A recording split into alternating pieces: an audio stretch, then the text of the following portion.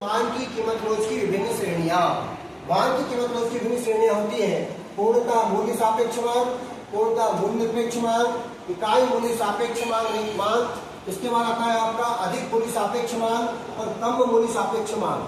बहुत सरल, ज्यादा कठिन नहीं समझने के लिए बहुत सरल तरीके से समझाऊंगा मैं आपको। समझ में आ रहा है कि नहीं आ रहा है आपको? आ रहा है, ठीक है, ओके। देखिए आप पूर्णतः मूल्य सापेक्ष मांग, पूर्णतः मूल्य सापेक्ष मांग किसे कहेंगे हम?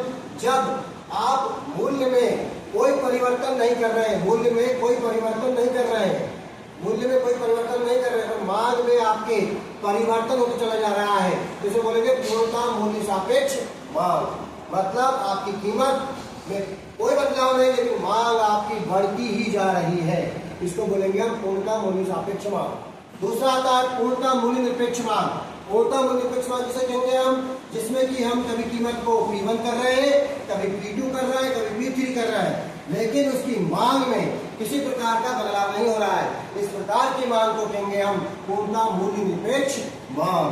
मतलब कहने का तात्पर्य उसका मूल्य कम ज्यादा करने पर भी उसकी मांग में कोई परिवर्तन नहीं हो रहा है।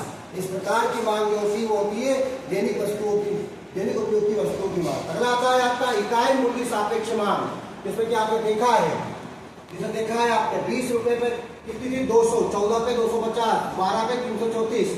यहाँ पे देखिए आप एक साइड दिखाया मान की मात्रा देख रहे हैं आप यहाँ पर। जब आप मूल्य, जब जितना आप मूल्य बढ़ा रहे हो उतनी ही आपकी मांग बढ़ रही है, इसे कहा गया है इसको इकाई मूल्य सापेक्ष मांग। देखिए आप 20 बढ़ाया 200 बढ़ी, 14 बढ़ाया 250, 12 बढ़ी 334।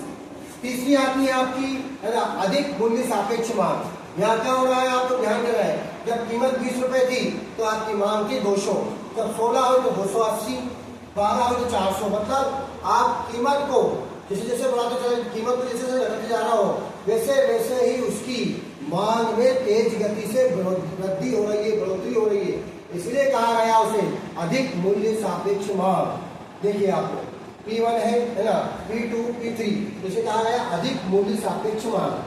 कम मूल्य सापेक्ष मांग, देखो अब कम मूल्य सापेक्ष का उल्टा है कम मूल्य सापेक्ष मांग। उल्टा क्यों कहेंगे? कि जब आप कीमत में कमी कर रहे हो तो यहाँ पर मांग में भी कमी हो रही है। कैसे हो रही है? 200, 180, 160, इसे कहेंगे हम कम मूल्य सापेक्ष मांग लिखा। तो इस प्रकार से समझाया। देखो ये एक दूसरे के अपोजिट है, अधिक मूल्य कम मूल्य। अधिक मूल्य क्यों कहा गया? तो 20, 16 द्वारा किया गया तो 200, 280, 400 हुआ।